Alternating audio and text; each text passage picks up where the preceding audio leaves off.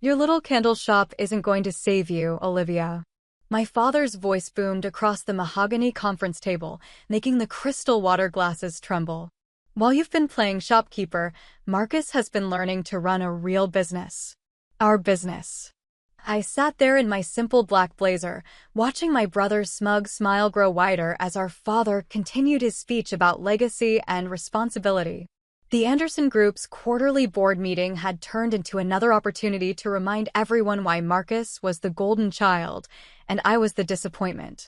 My name is Olivia Anderson, and at 32, I'd spent the last 5 years building Haven and Light, my arsenal candle company, while my family built their luxury hotel empire.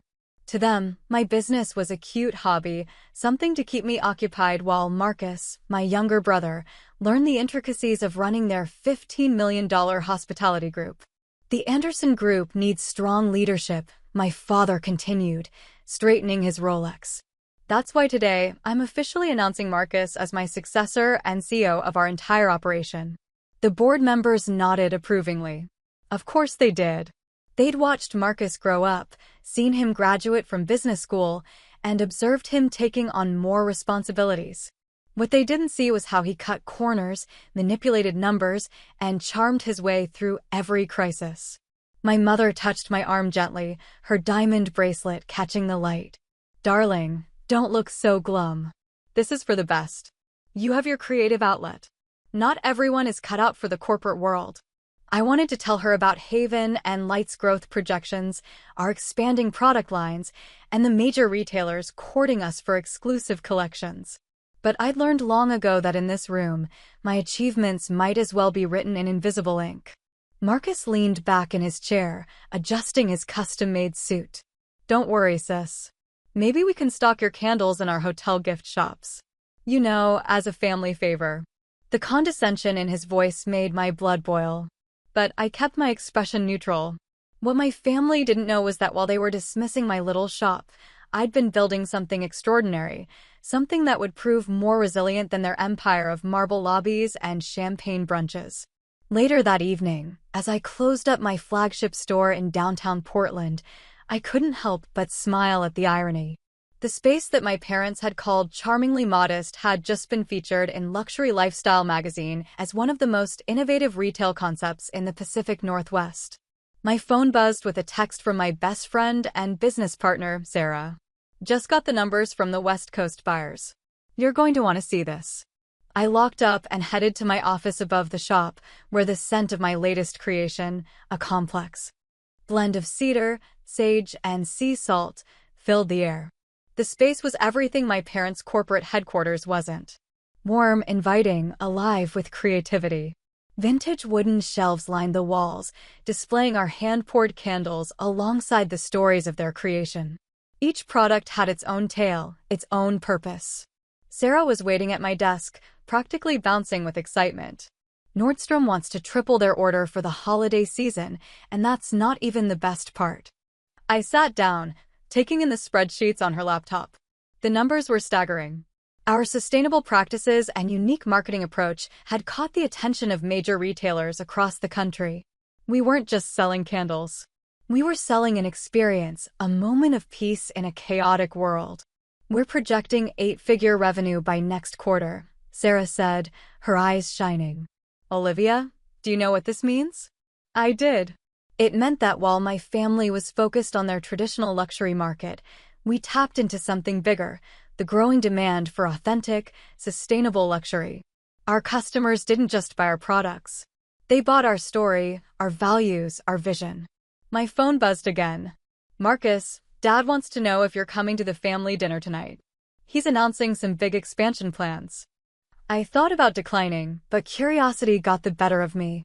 2 hours later, I found myself sitting at my parents' massive dining table, picking at my mother's chef's latest creation while Marcus held court.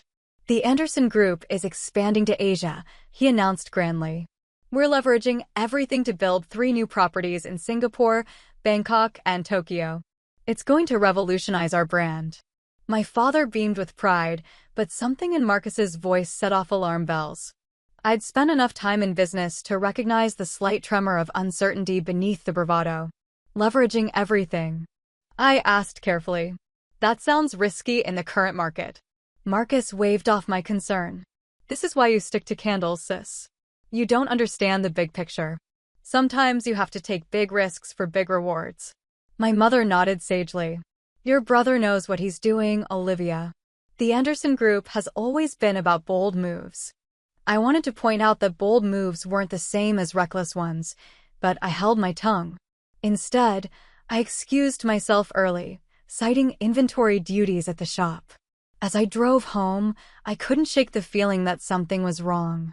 The next morning, I called James Turner, an old college friend who now worked in international finance. Can you look into something for me? I asked.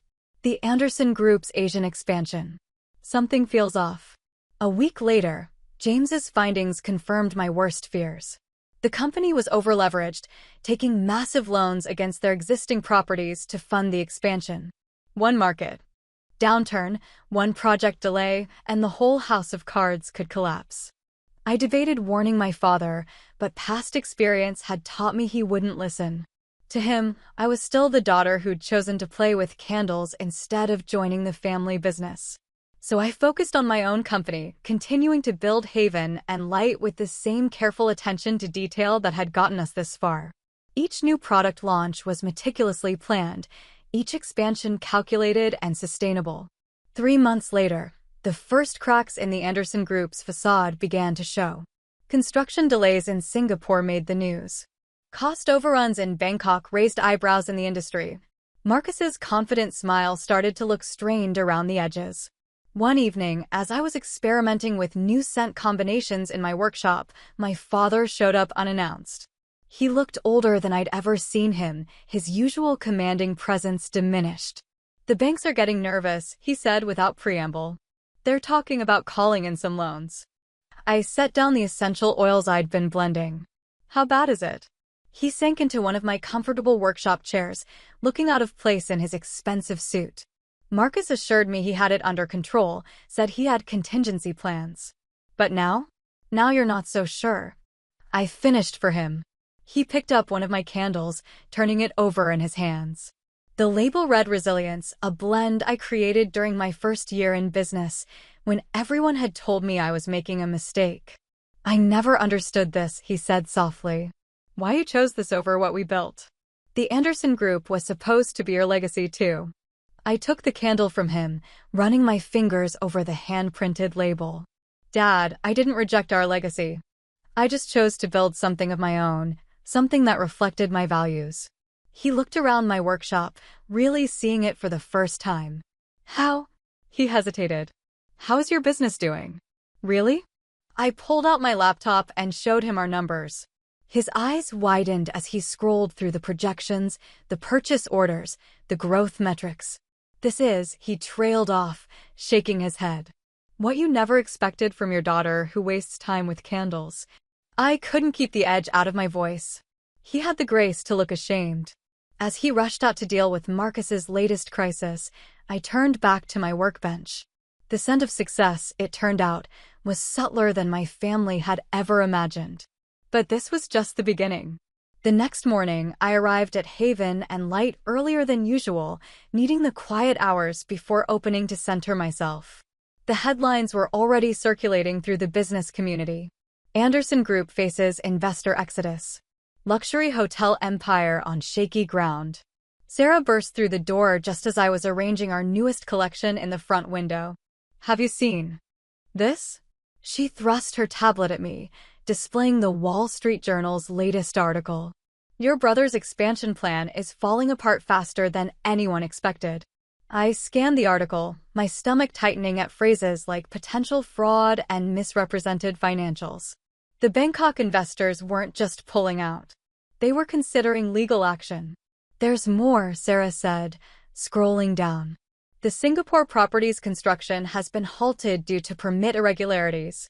And Tokyo, she shook her head. The land they were planning to build on might have environmental issues that Marcus overlooked during assessment. My phone had been buzzing all morning with messages from family members. Aunt Patricia wanted to know if I'd spoken to Marcus. Uncle James was concerned about the family's reputation. My mother had left 3 voicemails, each more desperate than the last. I ignored them all, focusing instead on our morning staff meeting. While my family's empire teetered, I had 20 employees counting on me to lead.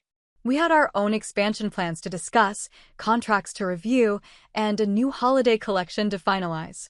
The Nordstrom buyer will be here at 2, I reminded my team. Let's make sure everything is perfect.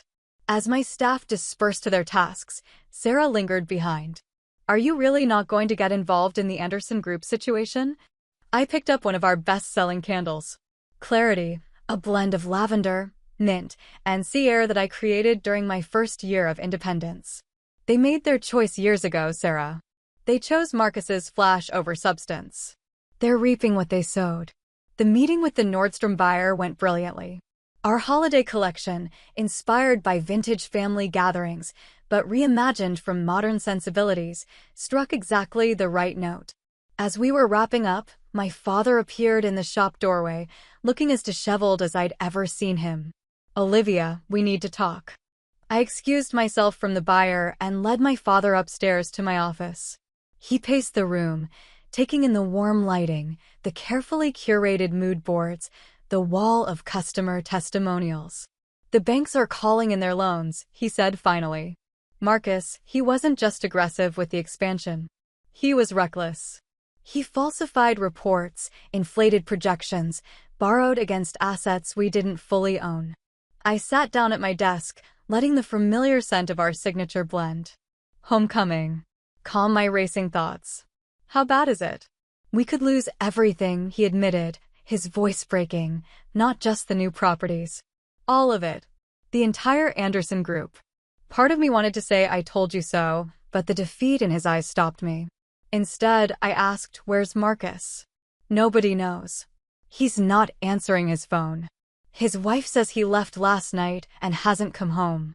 Of course, Marcus had always been good at disappearing when things got tough, leaving others to clean up his messes. I'd watched him do it throughout our childhood, but this time the stakes were catastrophically higher. What do you need from me? I asked, though I already knew. Your help, he said simply. You've built something here that works, something real. The board is meeting tomorrow morning. They want answers, solutions. I need you there. I looked around my office at the empire I'd built while they weren't watching.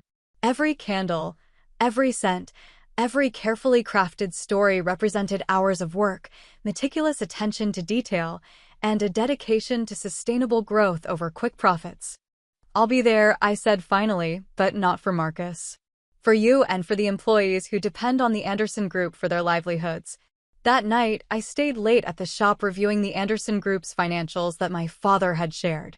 The more I dug, the worse it looked. Marcus hadn't just been aggressive. He'd been playing a dangerous game of financial chess with other people's pieces. Around midnight, my mother showed up, still elegant despite the obvious strain. I brought you dinner, she said, setting down a container from my favorite Thai place. I remember you used to work late a lot when you first started here. I looked up, surprised. It was the first time she ever acknowledged those early days when I'd worked 18-hour shifts, learning every aspect of my business from the ground up. Thanks, Mom. She wandered around my office, stopping at the wall of press clippings I'd accumulated. Her fingers traced the Ford's article that had named Haven and Light one of the fastest-growing sustainable luxury brands in the country. I never read any of these, she admitted. I was so convinced you were just hiding here, running from real responsibility. She turned to face me, her eyes wet. I was wrong, wasn't I? I stood up and walked over to her, pointing to a photo of our first store opening. See that candle in the window? That was our first bestseller. Redemption. A blend of storm-washed woods, fresh rain, and new growth. I created it the day after you and Dad told me I was making the biggest mistake of my life. She flinched at the memory, and now look at you. While we were so focused on Marcus' big plans, you were building something beautiful. The next morning, I arrived at the Anderson Group's headquarters early. The board members were already gathering, their faces grim. My father sat at the head of the table, looking years older than he had just days ago. Marcus' chair was conspicuously empty. As the meeting began, the full scope of the disaster became clear. The Asian expansion had been built on a foundation of lies. Marcus had not only falsified projections, but had also hidden mounting debts and operational issues at our existing properties. The brand is toxic right now, one board member stated bluntly. No one will lend to us. Our stock is in freefall. We need a miracle. I listened quietly, taking notes and analyzing options. Finally, I cleared my throat. I may have a solution. All eyes turned to me, some curious, some skeptical, some desperate for any hope. Haven and Light has strong relationships with several ethical investment groups I began, groups that value sustainable business practices and transparent operations. They might be interested in a restructured Anderson Group, one that aligns with modern values while maintaining its luxury appeal. I laid out my proposal, a complete overhaul of the company's approach, focusing on sustainable luxury, authentic experiences, and responsible growth. The very principles they'd mocked when I tried to introduce them years ago. It would mean scaling back the expansion. I continued, focusing on quality over quantity, rebuilding trust with both investors and customers. It won't be quick and it won't be easy, but it's possible. And these investors, my father asked, they work with us, even with our current situation. They'll work with me, I corrected gently. They know Haven and Light's track record. They trust our approach. The boardroom erupted in discussion. Some members resisted the change, others saw it as their only viable option. Finally, my father raised his hand for silence. I think we need to seriously consider Olivia's proposal. She's proven herself more capable than. He paused, glancing at Marcus's empty chair, and some of us realized.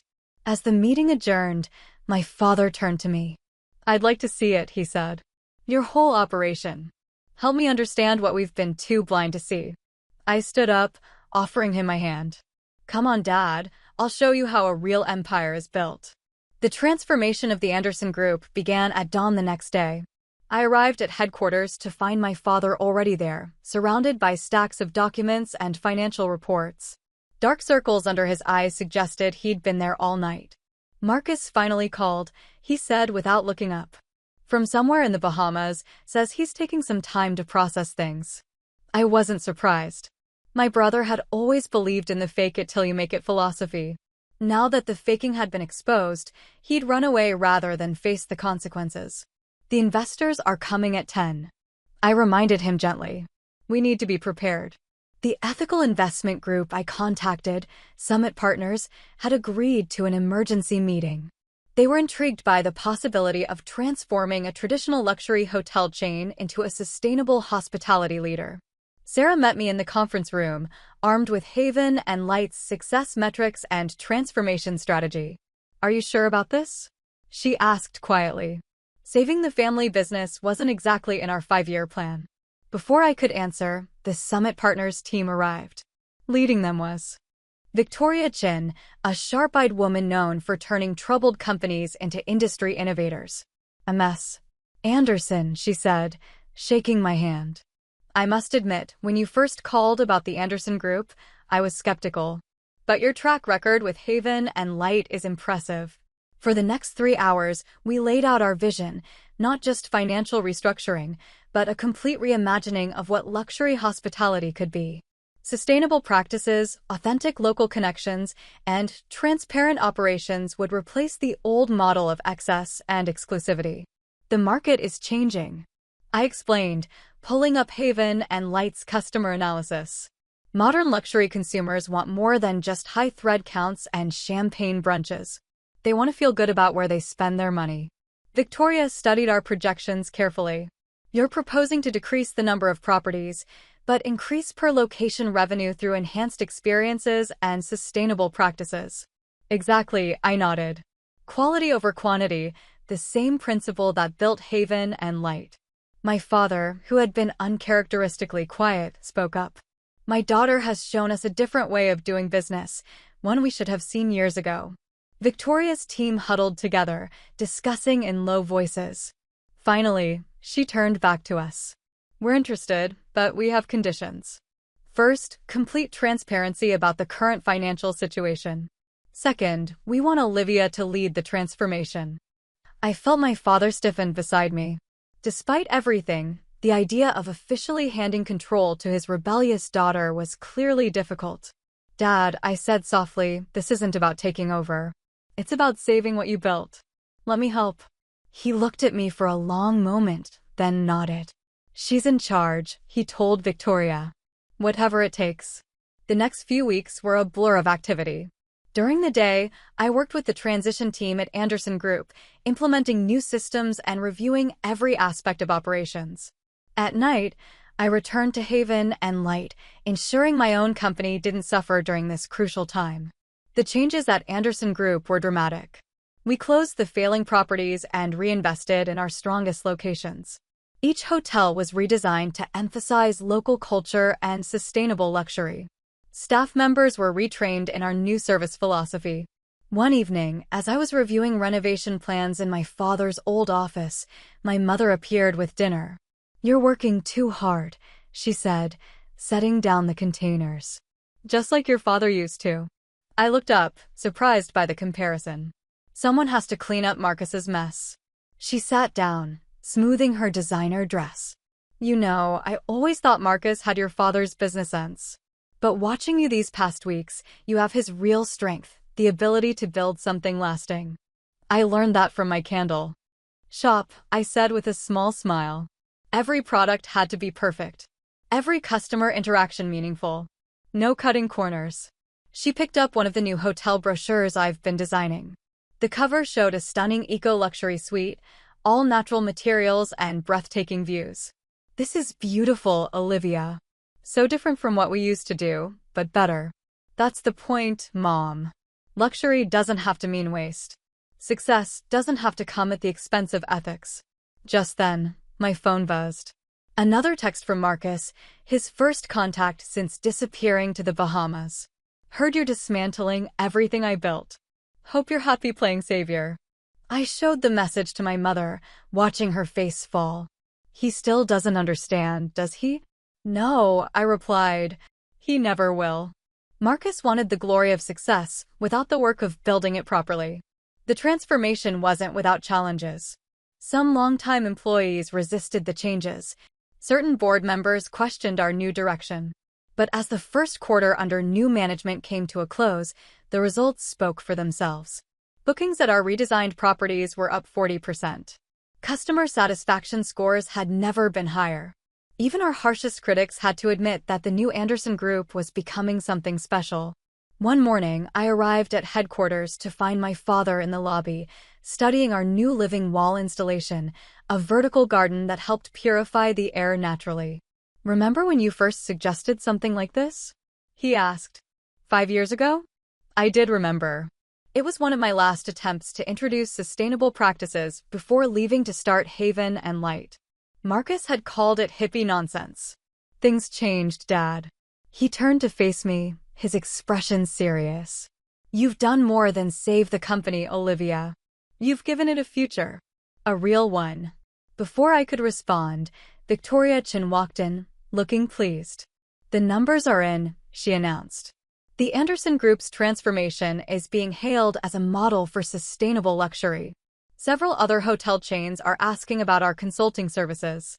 My father beamed with pride, not his old pride in flash and appearance, but a deeper satisfaction in seeing something worthwhile being built. Later that day, as I sat in what was now my office, Sarah brought in a special delivery, a prototype of our newest Haven and Light collection, inspired by the Anderson Group's transformation. "Phoenix Rising," she read from the label. "A blend of rare woods, morning sunlight, and new growth. Limited edition." I picked up one of the candles, admiring how the sustainable packaging caught the light. We'd come so far from our first small batches in my apartment kitchen. My phone buzzed again. Another message from Marcus, longer this time. "Dad says you're some kind of corporate savior now. Funny how you couldn't handle real business 5 years ago, but now you're supposedly fixing mine.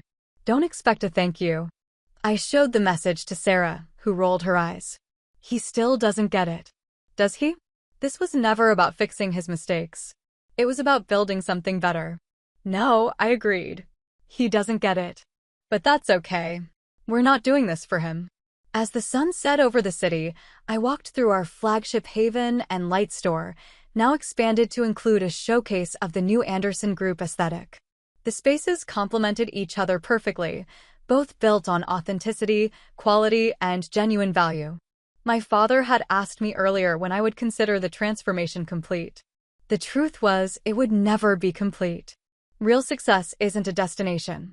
It's a journey of constant improvement and adaptation. But standing there, surrounded by the fruits of my labor, both the little candle shop that had grown into an industry leader and the family business I'd helped save, I felt a deep sense of satisfaction. Sometimes the sweetest victory isn't in proving others wrong, but in showing them a better way forward. And sometimes, the smallest lights cast the longest shadows. 1 year after taking control of the Anderson Group, I stood in the grand ballroom of our flagship hotel, watching as industry leaders and media gathered for a special announcement. The space had been transformed, like everything else, featuring living walls, sustainable materials, and subtle lighting that made everything glow like candlelight. Haven and Light had just opened its 20th store, and the Anderson Group had successfully renovated all remaining properties to align with our sustainable luxury vision. Today, we would announce the merger of both companies under a new umbrella, Anderson and Haven International. Ready for this? Sarah asked, adjusting my blazer. She'd been my rock through everything, managing Haven and Light's explosive growth while I juggled the hotel transformation.